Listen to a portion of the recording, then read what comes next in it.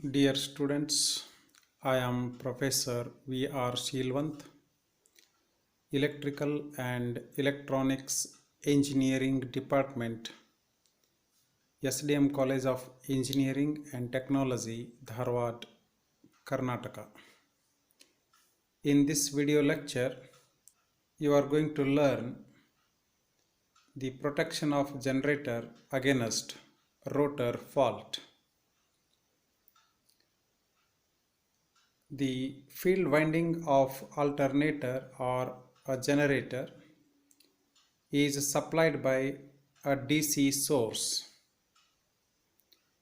The DC source may be battery or an exciter, that is a DC generator coupled to the shaft of generator itself. Such one arrangement is shown here.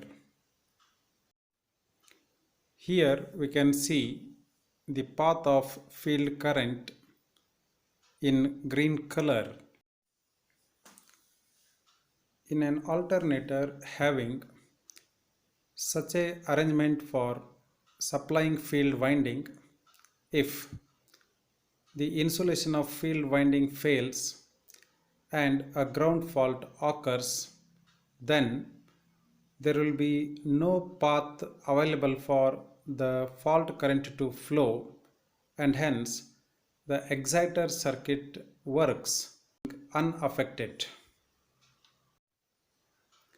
If subsequently another ground fault occurs, then few number of turns in the field winding get short circuited, and the field current, which is now the fault current in the rotor, gets a path to flow through the ground. To understand effect of such rotor faults, let us consider the field winding here, and let us assume that for the field current flowing through the coil in the downward direction, the flux produced is in the upward direction. The shorted turns produce the magnetic field around the current flowing path, and this magnetic field affects the field produced by few turns in the proximity of shorted turns of the main field winding. This effect is to cross magnetize the field produced by field winding.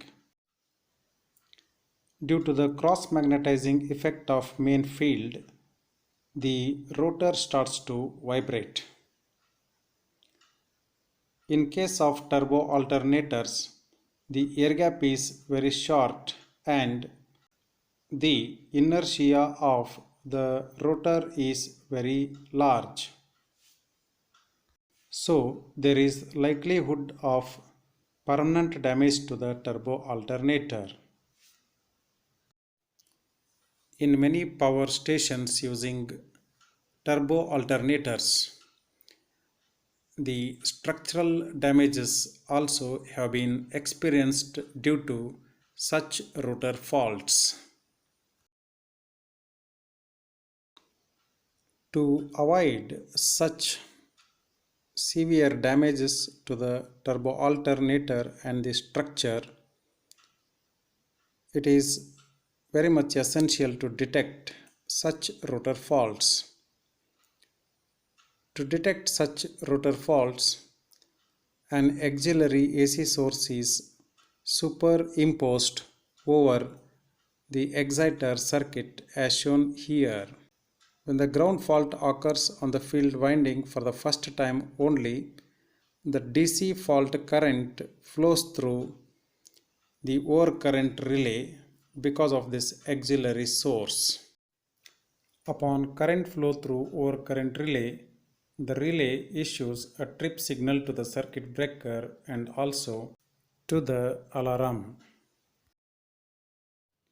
When there is no fault between rotor field winding and the ground, then there will be no closed path available for the auxiliary source current to flow.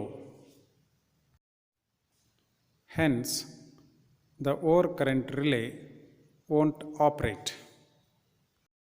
The two inputs to the overcurrent relay are the plug setting and the time settings. It is to be noted that auxiliary source is grounded.